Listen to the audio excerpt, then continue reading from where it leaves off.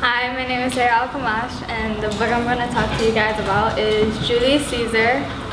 It's a literature written by William Shakespeare. It takes place in Rome, which is in Italy. And then, and still now, Rome is a democracy, which is when the people have the power. So the problem in the book is basically that a politician named Brutus fears that Rome is falling into a monarchy, which is basically where there's one ruler and he has like total control of the whole empire. So he thinks that this is gonna happen because Caesar is alive. He feels that Caesar is slowly and gradually gaining power and that he's a little too ambitious. And he seems to notice that Caesar can get whatever he wants now. Really, because actually he was offered a crown 3 times. So, but the reason why he doesn't just kill him straight off the back, because they're really close friends. They're like brothers. So yeah, the characters in the book are Brutus. Brutus, he seems under a lot of stress lately, especially at the beginning of the book. And I noticed that he's like very easily persuaded.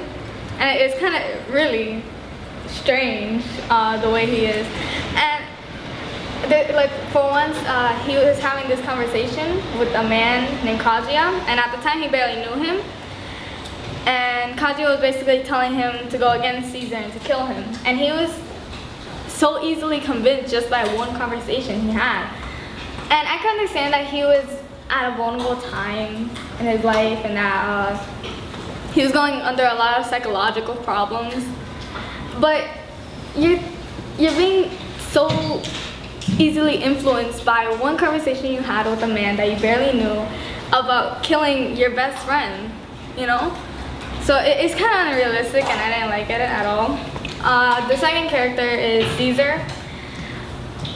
Brutus thought Caesar was ambitious, but I totally disagree with that. Caesar wasn't ambitious at all. I mean, for one, he was offered a crown 3 times, and he rejected all of the offers, all 3 times.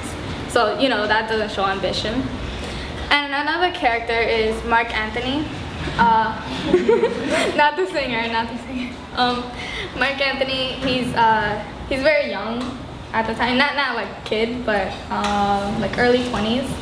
Well, that's what I assume, and based off of the movie that I saw.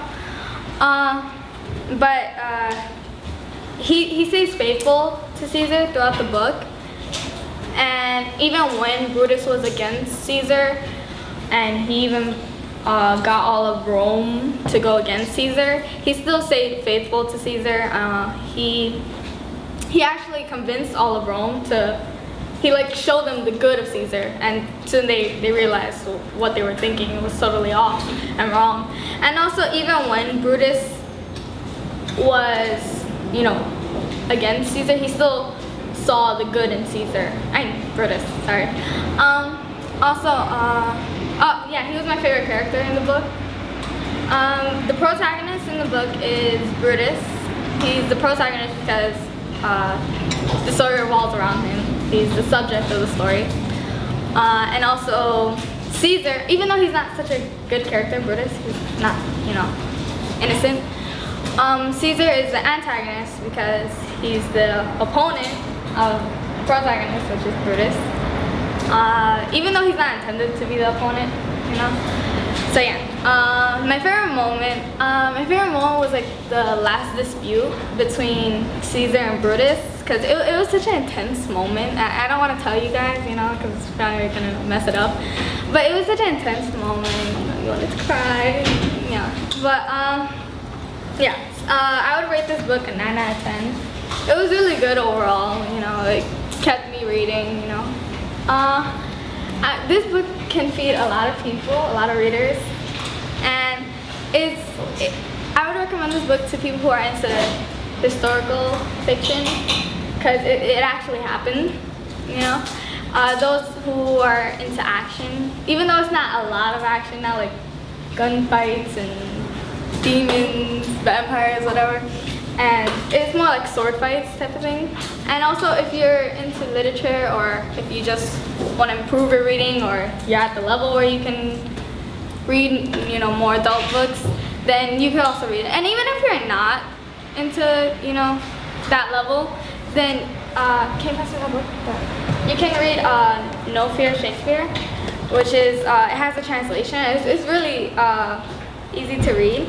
You know, you can here, No Fear Shakespeare, and it's really easy to read. And I think that people are over intimidated by the name Shakespeare, because it's really easy. Like, it's not that hard. Yeah. So, any questions?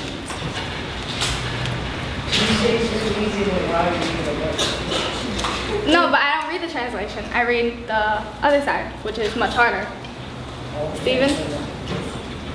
Is that like Roman? No, not at all.